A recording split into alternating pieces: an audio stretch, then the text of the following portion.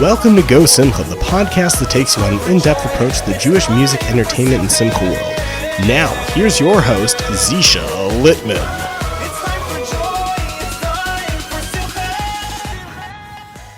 Hey, what's good, everybody? Welcome back to Season 3 of GoSimcha The Podcast.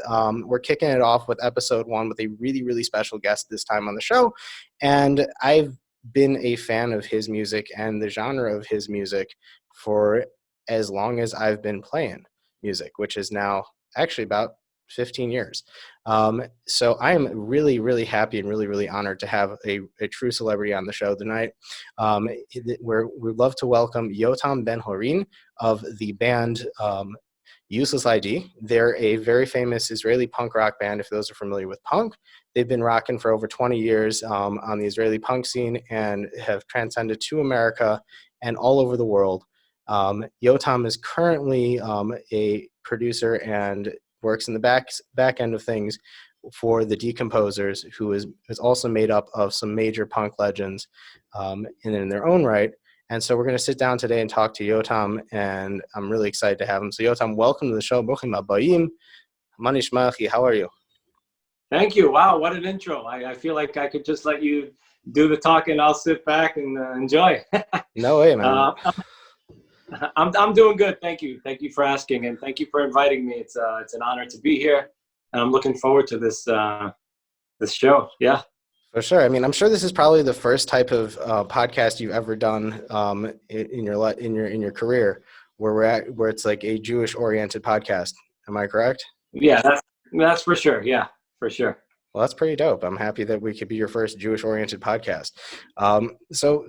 What's your deal? What's your deal? Because I remember when I messaged when I messaged the page, and that was actually the funny story, is I heard your new album you guys put out, Chabad Religion. I saw an ad on Facebook for it, and I was just like, this can't be real. I started listening to it. I was like, I've found salvation. And I reached out and I messaged the page. I didn't think anybody would reach out and would return my message. And then you replied, and you told me, you're familiar. You want to be on the show. You're familiar with this. You grew up. You were in Yeshiva in New York. So what's your story? What's your deal, dude? Yeah. So just back to the page 1 second. Baz, who he had a big hand in putting the Chabad Religion recording together, along with me and Mike and Johnny. So he was the one. He answered you and he forwarded the message to me. So that's pretty dope. So I got back to you.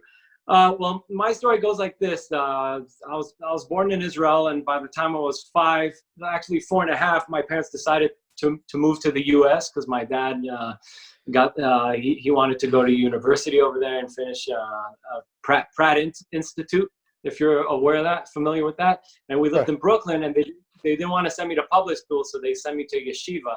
And this was we lived 1 year in New Jersey and then 8.5 more years in New York. And I was in this place called Yeshiva Rambam, and it's in Kings Highway for the next 8 years. So I had this very, I wouldn't say a strict Jewish upbringing, but I was praying, I was praying every day. My school hours were 6 a.m. till 4 p.m. and where in public school, I think you get out at 1. So I got this whole Jewish upbringing, and the bar mitzvah was a very big deal for me, and that's how I actually also learned or managed to keep the Hebrew language throughout those years until we moved back to Israel when I was 14. Oh wow! So you stuck around America. You almost lost your Hebrew? Well, I didn't lose it, but once they sent me to school, everyone, all the kids in class spoke Hebrew with an American accent, and I already had some Israeli background, so I knew that the way they're saying certain words are not the way I say them. So at home we kept talking Hebrew, and we were studying Torah and studying I think it was called Rashi, and throughout the years, of course, not in first grade.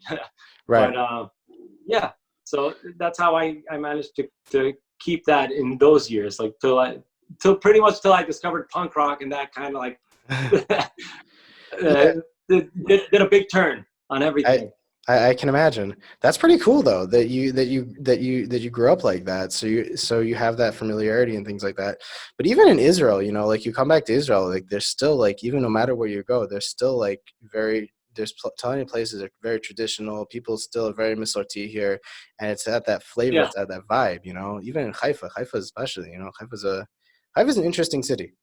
You know, Haifa is a very multicultural, multi-level city. You got everything there. Yeah, I love it. You have the Bahaim, and you have like all these like little spots that it's not Israeli people living there. It's Right. like What's Kababir in Haifa. It's like Chod? the Druzim. Right. So yeah, I love it. I love cultures. I like when cultures get together, and that's pretty much what the idea behind making a Chabad Religion album was. Right. Because I me personally, I like tradition. I love tradition. I think it's a good time to get everyone together. Right. I love holidays. Right. So I'm not like that sort of punk rocker that would I'm not going to do this project, Right. But so the way the story went, I was living with Fat Mike of NOFX. He has a house he has like a compound in Sherman Oaks. Nice. And I was living with him. We worked on a song for quite a while about my grandfather who survived the Holocaust, and then we wanted to spread the word out to the Jewish community and try to get like a connection going. So I sent feelers out to the whole Jewish community in LA, and 2 rabbis wanted to meet with me. So I went. So I went to the meeting. Very nice, by the way. And on the way out, one of them told me, "Hey, just by the way, if you could make like if you could take Shabbat prayers and put them together in your style of music." So I told him, well, I could do 2 things: acoustic or punk rock. So he's like, punk rock. That's something I've never heard yet in Yes. the prayers. Yeah. So I'm like, okay, I'll get back to you with like 3 songs and you'll see what I could do. So I went with this with Fat Mike and Fat Mike, and Fat Mike being the big thinker he is, he's like, we're not going to do 3 songs. We're going to make a record. So Yes. so That's very NoFX style. yeah, exactly. So that was exactly the time that Mike decided he wanted to do like this quick vacation in Palm Springs. So Baz, the studio technician, and he's also the drummer. He's an amazing instrumentalist. So he joined us as well, and he's like, well, we shouldn't just be sitting around. Let's get on those prayers, because I had the background, so I knew most of them already.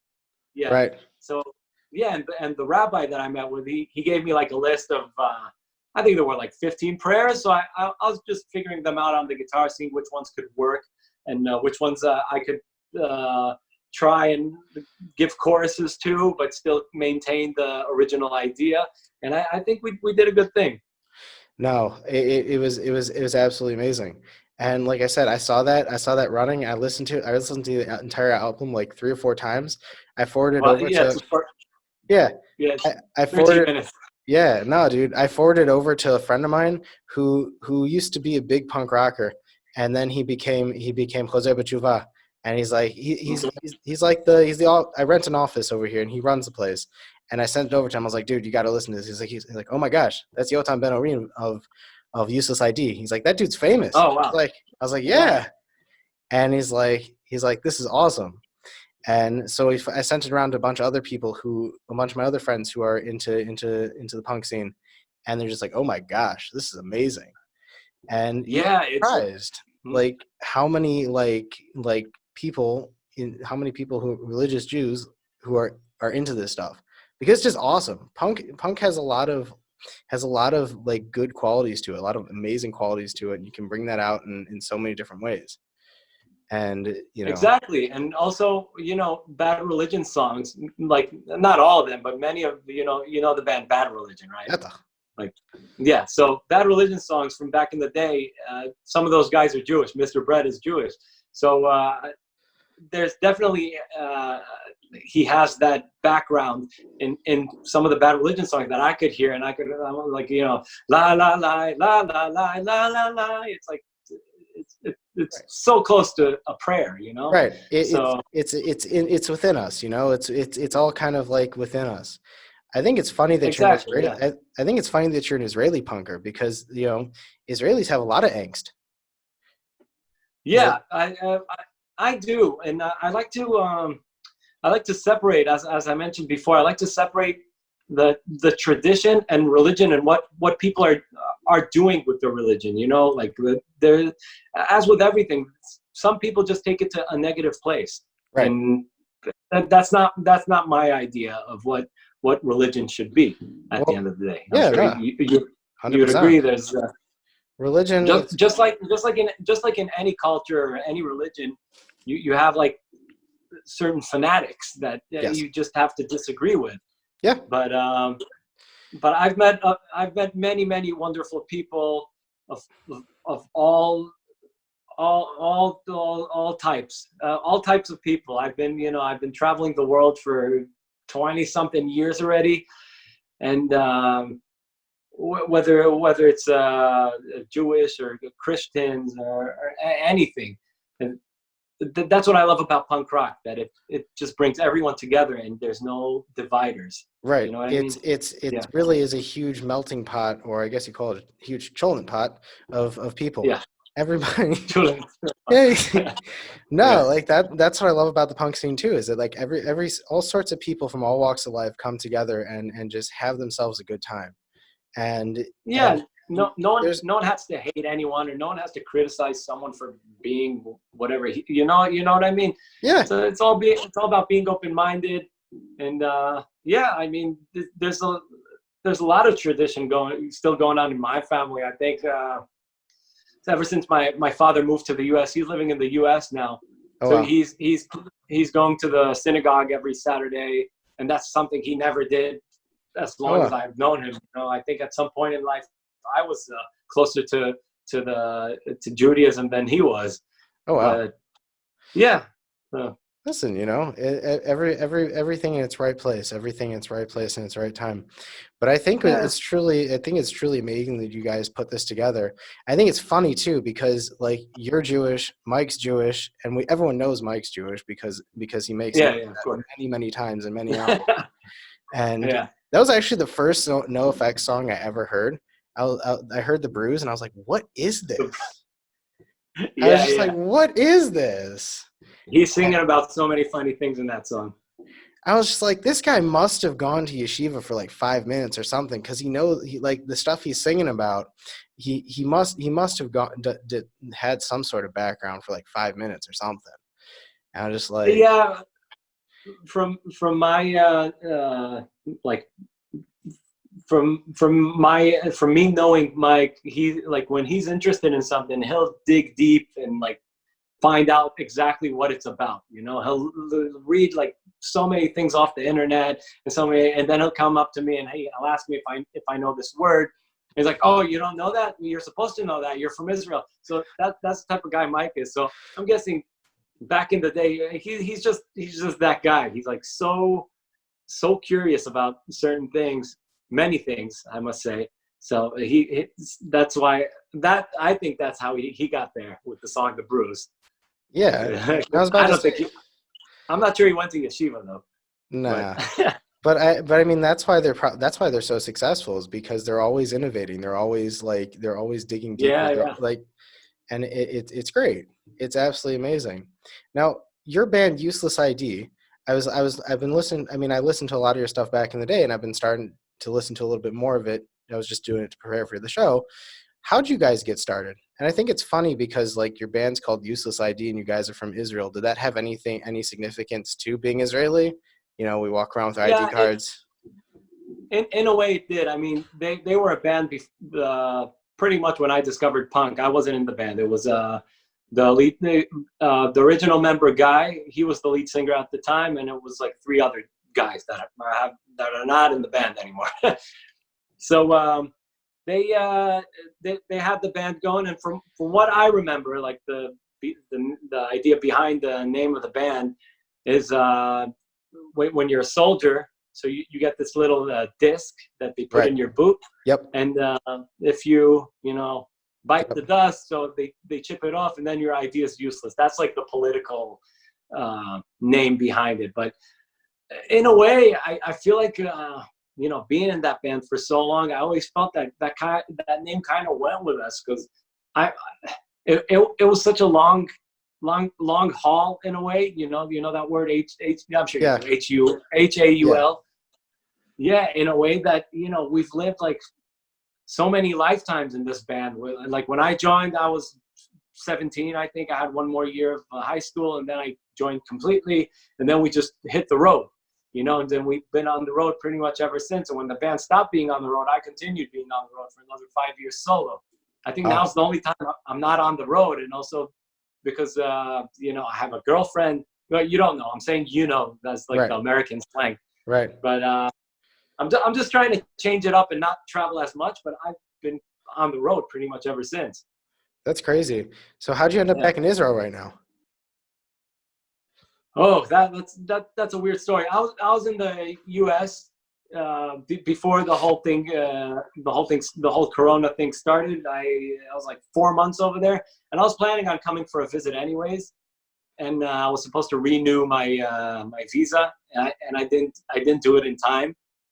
So I left the U.S. I had a tour with Useless ID in Japan, and every time we're in Japan, I always like to go to Thailand, because I do this like Muay Thai kickboxing thing. I just love it. And classic Israeli. And when I was what's up? I said classic Israeli. Yeah, of course, that and Krav Maga. So when I was there, the whole Corona thing started, and everyone started panicking. So I was trying to figure out with my girlfriend how, because she's Italian, she lives in Italy, just so you know how my life is scattered all over the globe. I can't get everything in one place.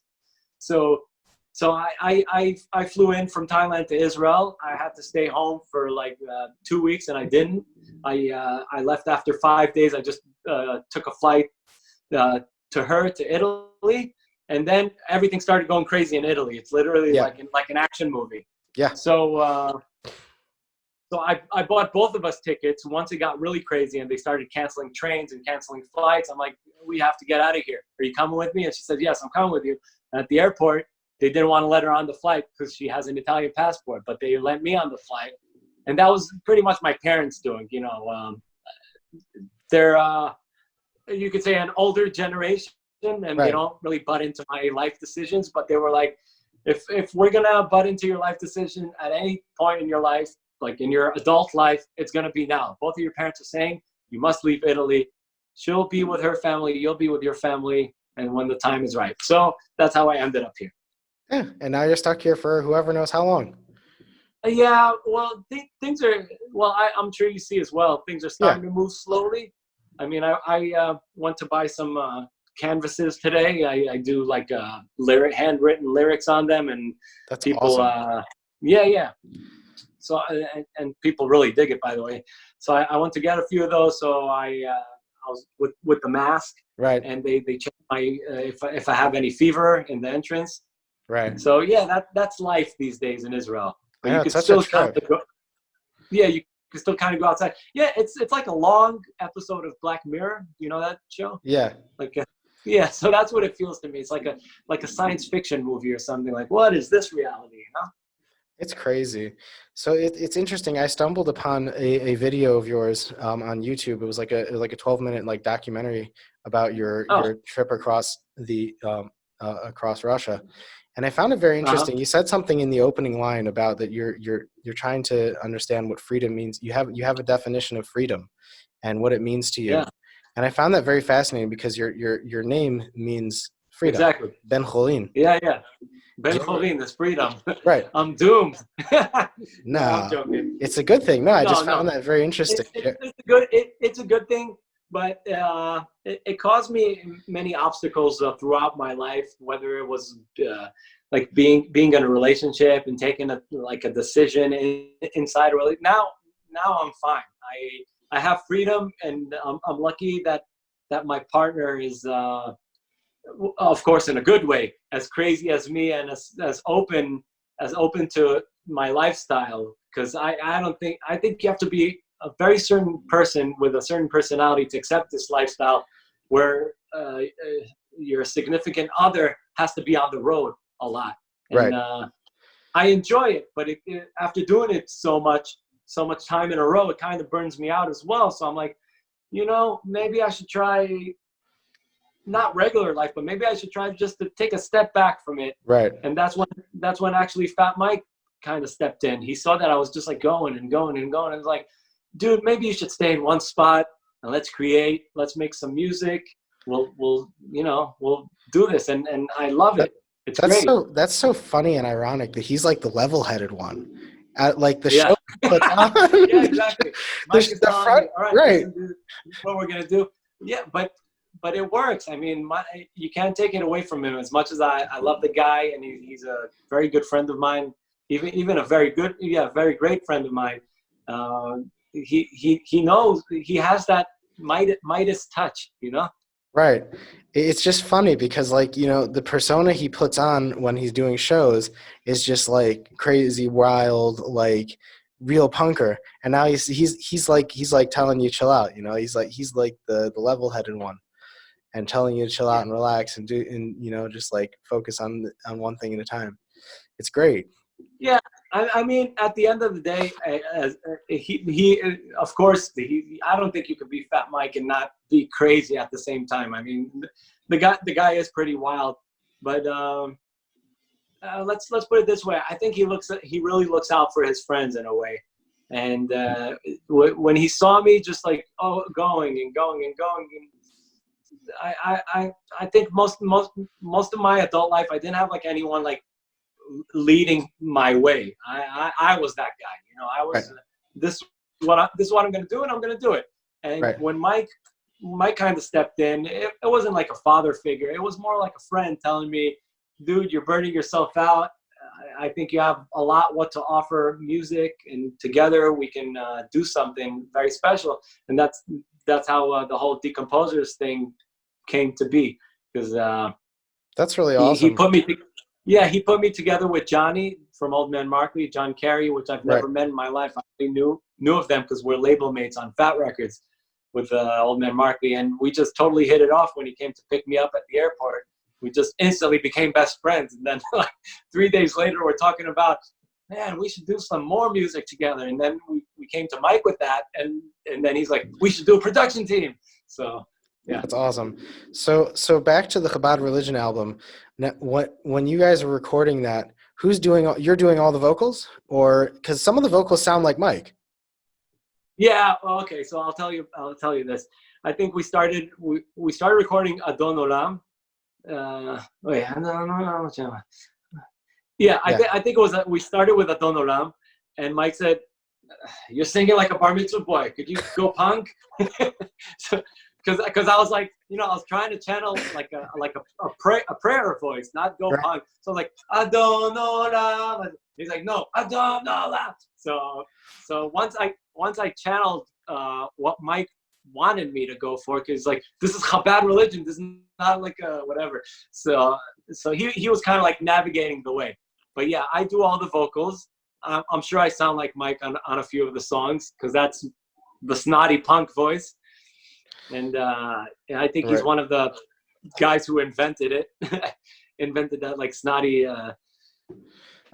Yeah. So I do the vocals. I played most of the guitars. Johnny played guitars. Mike played bass, and Baz played drums.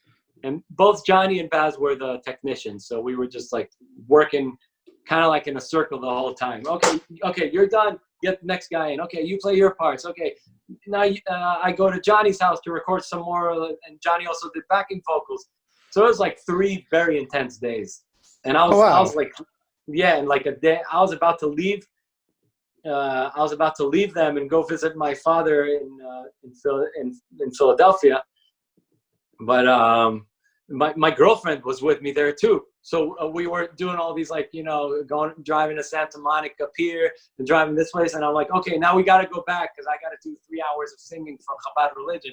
And it was funny. We called it Chabad Religion already. And I, it has to be funny, the whole, it had to be a good pun. So I think we nailed it with that.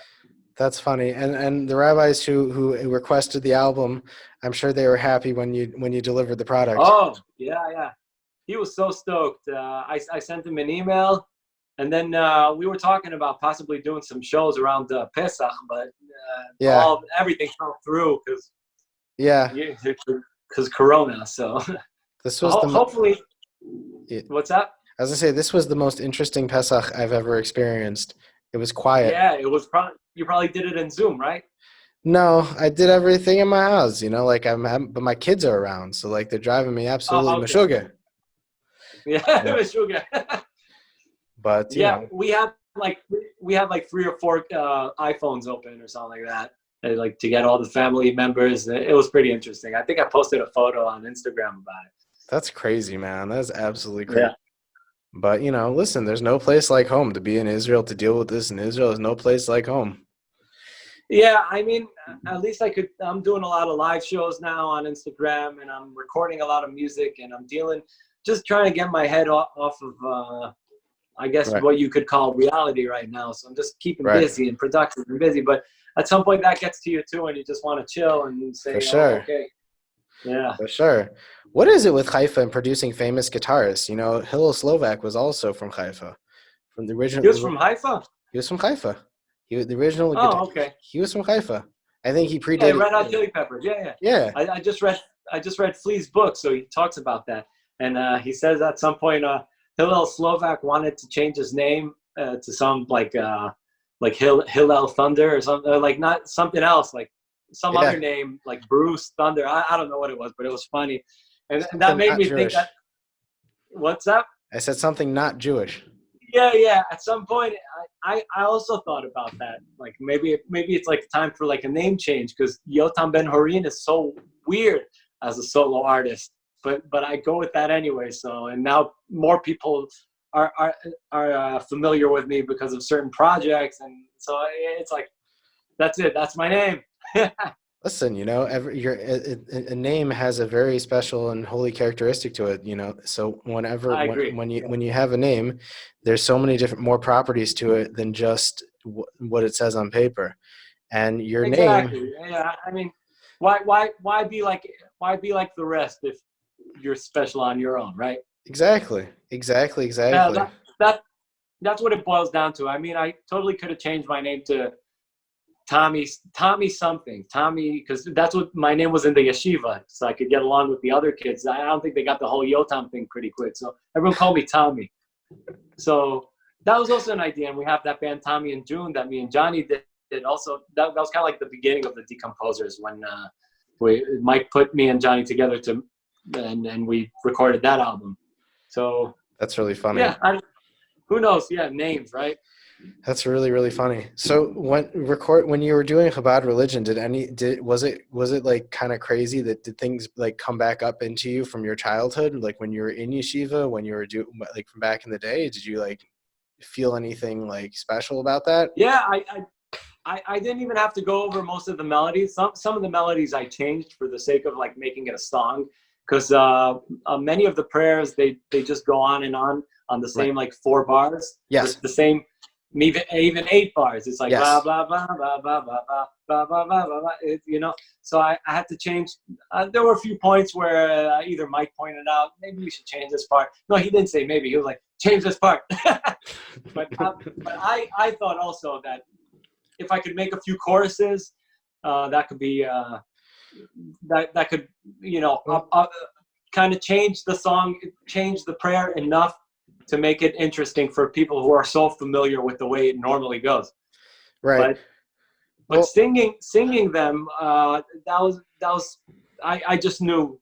I knew 80% of it from my childhood. I didn't even have to go over the melodies. I just knew how it went. That's awesome. That is so awesome. No, I mean, listen, you guys have breathed new life into these classic niggunim that people they're getting stale. Like I said, when I heard this, I sent this to my friend. I was like, finally, some good Jewish music. Yeah.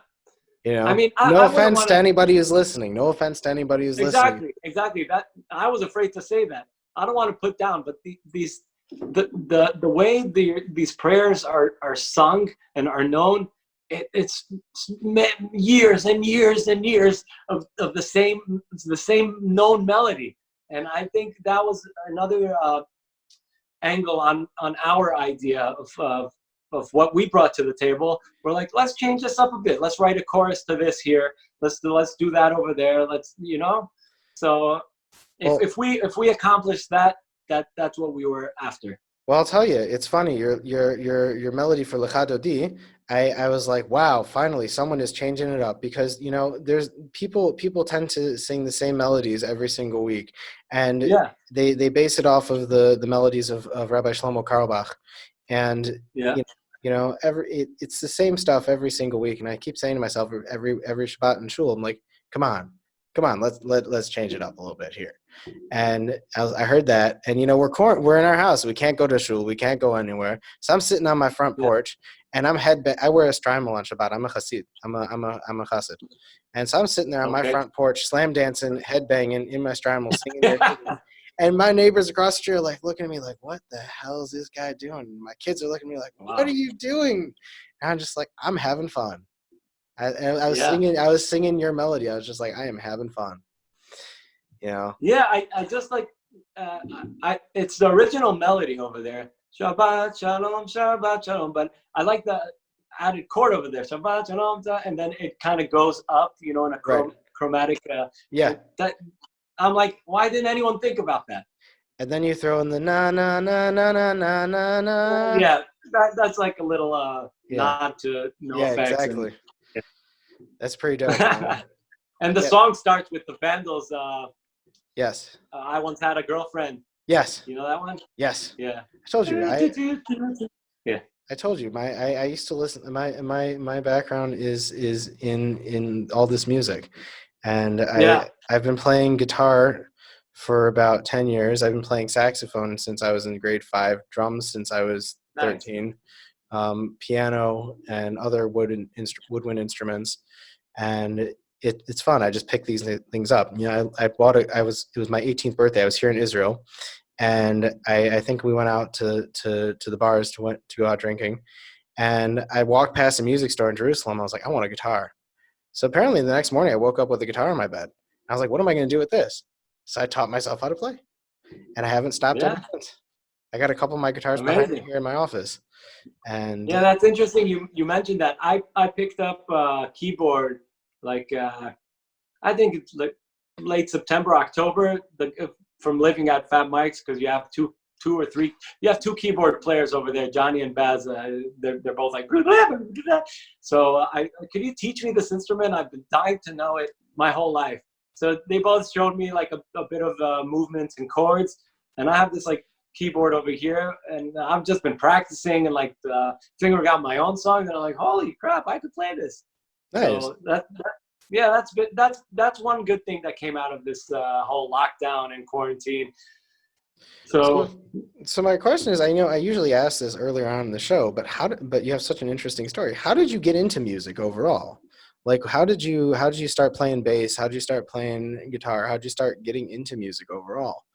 And like, what got you into this whole punk scene? Well, I think for starters, when I was in my mom's rechem, when I was in my mom's belly, she used to go to concerts. So nice. I would get all this classical music energy going through. And when I was 4, I saw my first concert. It was Musical Youth. You know that song, Pass the Touchy on the left hand side.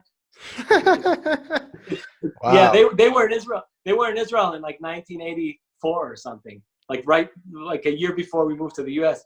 So that I saw that. So music was always around, as cliche as it may sound, and many artists say that, Beatles and all that stuff.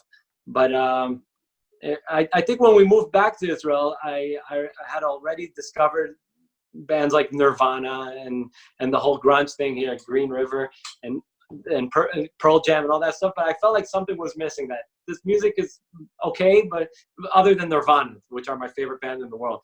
But I felt that something was missing, and I was such an outcast in school, and moved at the 14, just moving from one culture, Brooklyn, New York, to Haifa, Israel, and just getting that whole thing. That once I discovered punk, I'm like, this is it. This is the music for people like me. And then then you just want to discover more bands that play this and more bands that play that style. And there's a whole world that opens in front of you. It's the best thing in the world that happened to me, really. That is so cool. That is so Yeah. cool.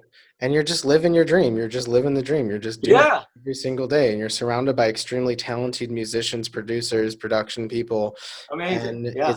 it's I feel honored that Fat Mike told me, "Hey man, I really like your songwriting. I like you. Let's do some music together. Let's do stuff."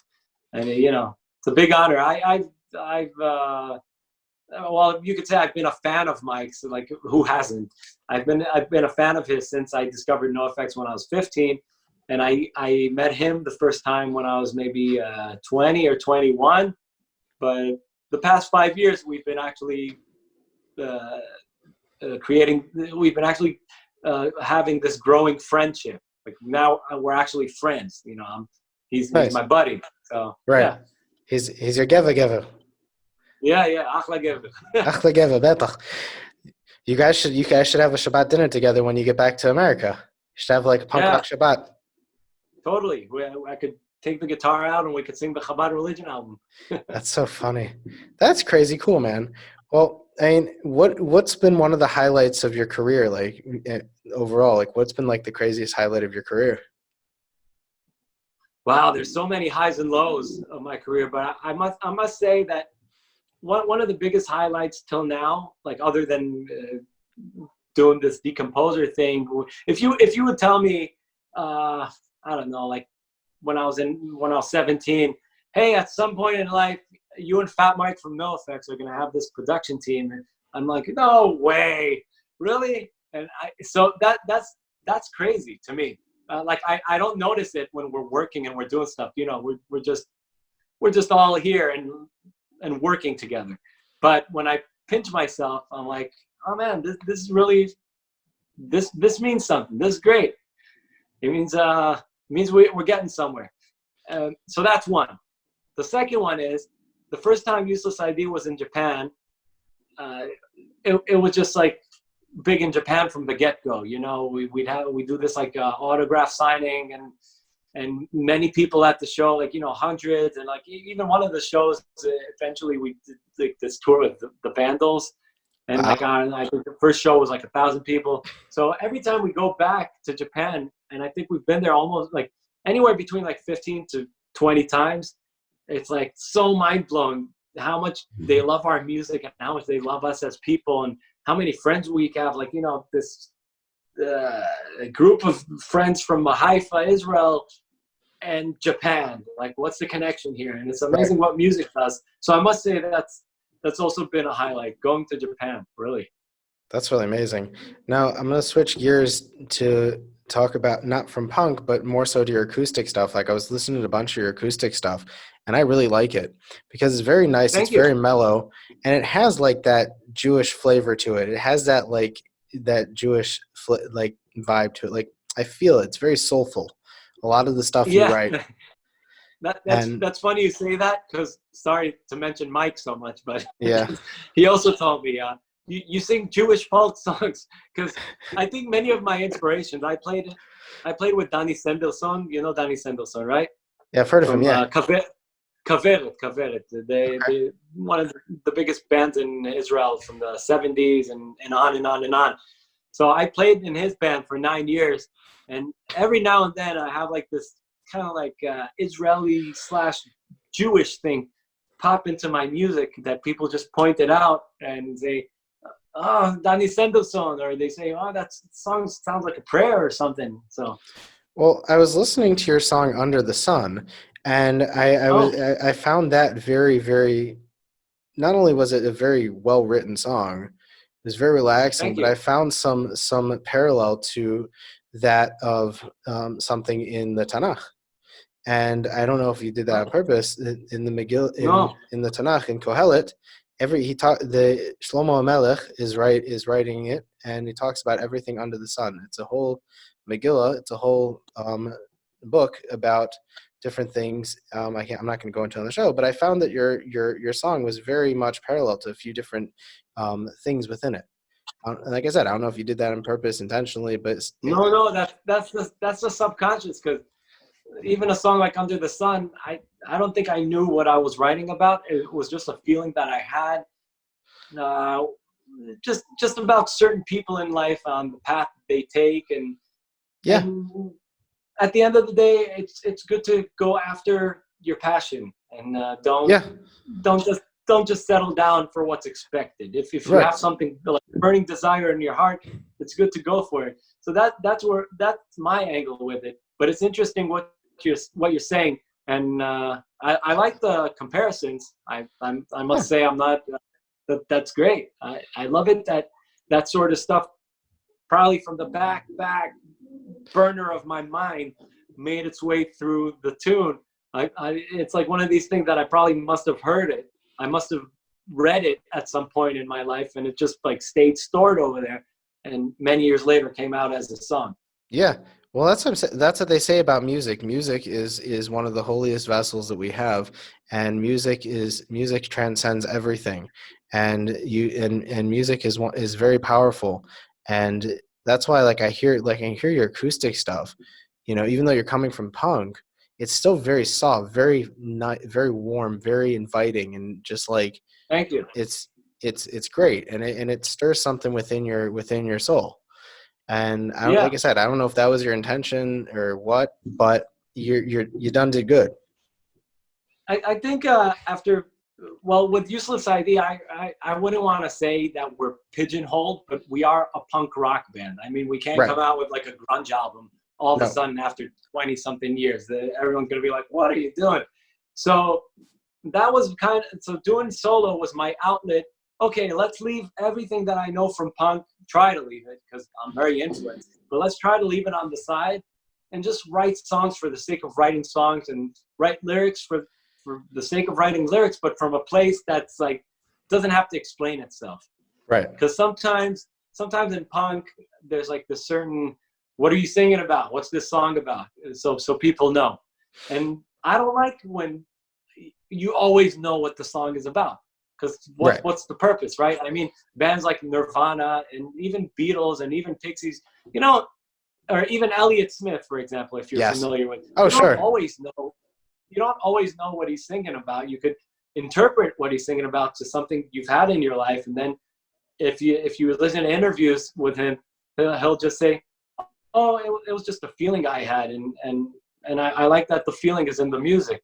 So I really appreciate that. I appreciate that you let the music do the talking. You don't have to explain, and you don't have to be too blunt about it. I like when music is kind of mysterious too. Right. Well, that's like completely like the opposite of punk. Is like punk has a very specific formula. Is that it's going to be about something. It's going to be about something political, something crazy, something like something that has to do with whatever's going on in that current time in the movement. And you have to, and it follows that specific formula. With what you're doing with your solo stuff and more acoustic, it's really you just pick up a guitar and start jamming, and you just let the music do the talking. I do that all the time. I pick up my guitar, I'll just go on my porch, and I'll just start playing. Yeah. And I did that the other day, actually. I was like, I don't want to be in my house anymore. So I picked up my guitar, walked outside to my front porch. Exactly. And I walked out to my front porch, and I just started playing. I just started going. Because a long time ago, I realized the secret to music is everything is the same 4 chords. And pretty much. Yeah. So I just started playing. You can always add some chords. Yeah, you can throw in some diminished chords. You can throw in a few things here and there. You can drop the key, whatever. But it's the same stuff. And so I went outside and I played for like 20 minutes. And people were I live in like the shopping center in my neighborhood, and people were like staring at me and listening to me, and it was cool. And then I got a text from my neighbor upstairs. He's like, "You played good." I was like, "That's what I do for fun." Yeah. The kiff, and it's just let the music do the talking, Exactly. Yeah. I always, like, as a songwriter, I always find myself in these like certain periods in time where I wouldn't say uninspired. I just don't want to like pick up the guitar and write a song. So sometimes it's like many times that I want to write a song, I just sit like for 5-10 minutes and nothing I like comes out. Right. But what was I about to say? But yeah, what you're talking about is something that I haven't really felt inspired lately to do, but I want to get back into it. Just not overthink, not do anything, just sit with the guitar, strum some chords. Normally, I'd say 80% out of the time, something pops up and you're like, oh, this is good. And you go from there. So Right. I think I'm going to get back to that. Well, that's what I was trying to do for a long time. I was just trying to, because with Jewish music, there's not much variation involved, and it's really the same kind of stuff over and over again. Now the Jewish music scene has started to turn into more EDM and techno and things like that, but there's not it still has the same base. So I would go out on my porch and I try to like figure out different ways to play up these tunes, these melodies. And like I said, after I heard your album, I was just like, wow, someone finally did punk. Kol hakavod. No, thank you. And so, yeah, I mean, listen, dude, I hope your album inspires a lot of people. I hope it goes out there and does what it's supposed to. I hope those rabbis pass it along to a lot of people. Yeah, we've been getting like a flood of responses actually on our Instagram and on Facebook, and people are writing us, and you wrote us, and the colored vinyl is already out of stock, so it looks like it's going well. I'd like to think that. That's really awesome. Is there gonna be a follow-up album? Yeah, I mean, we could do so much now with it. We could do Seder Pesach. We could do right. the Hanukkah album, but we'll see. We got to take it as it is. Maybe we'll see. Maybe live shows. I don't know what the plan is at the moment because now we can't really do anything. Right. So we just let the album breathe for a bit and see how it is once we're out of this out of the funk. That's really funny. Any reason why you guys released it as a vinyl? Is it just because? We wanted to release it once it was recorded. We're like, this is very good. We want people to hear it. No, I'm saying it as a vinyl. It's on your website. You're selling it as a vinyl record. You're not selling it. Yeah. Any reason behind selling it the vinyl? People you still use record players? Oh, of course. Yeah. Nice. Like especially fat record fans. Like it's people that they grew up in the 90s, and you have so many fans that are, including me, that are fans of this label for already 25 years, or whenever it started. Yeah, something like 25 years already. So yeah, it started earlier than that. I think like 27 or 28 years already. Wow. So yeah, so I ordered vinyl from Fat. Maybe there was like 1 or 2 years that I got CDs, like somewhere in the 90s, but from the 2000s, it's only vinyl. Yeah, that's how we roll. That's awesome. Yeah. That's awesome. Well, Yotam, it was really awesome having you on my show. I'm happy that I was able to get you on to kick off season 3 of the podcast. And the fact that you're in Israel now, it made things a lot easier. I don't have to stay up ungodly hours of the night to do this, but it was fun. It was really, really awesome. And yeah, thank you so much for having me. And I just realized that my camera is in the wrong angle than yours. I hope you could chip off this part. No, it's cool. Good. It makes it look better. It's authentic. We're all about real and authentic. This is my first time using Zoom, so I'll know better for next time. We popped your Zoom cherry. Yeah. It's all good, man. It's all good, man. Well, like I said, Kol hakavod, thank you for coming on my show. It was a real pleasure. Thank you. And pleasure for me too. I'm happy that you teamed up with some great musicians. Please send my love to Fat Mike. I will. Completely honored that I had you as part of his production team on my show. It literally, I was felling. I nearly plotzed when you guys responded back to me. So I told you, I reached out to you guys. I reach out to people from time to time, even like these regular Jewish singers. People don't respond to me. I told you, I reached out to Disturbed because I said, why not? Let's see if we can get David Draymond on my show because he's Jewish. He went to yeshiva. He actually went to yeshiva through high school, I believe. And wow. Yeah. And I reached out to Disturbed. They didn't respond. Sent you guys a message. You're the next best thing. So thank you. No, it's all good. Y'all great. So here we are. So listen, it was a pleasure having you. And I look forward to hearing more cool stuff come out of the Decomposers and through Chabad Religion. If you guys keep up putting out more albums, that'd be great. But listen, Kol hakavod, man. Thanks so much. Toda rabba. Thank you. Bevakasha. One second.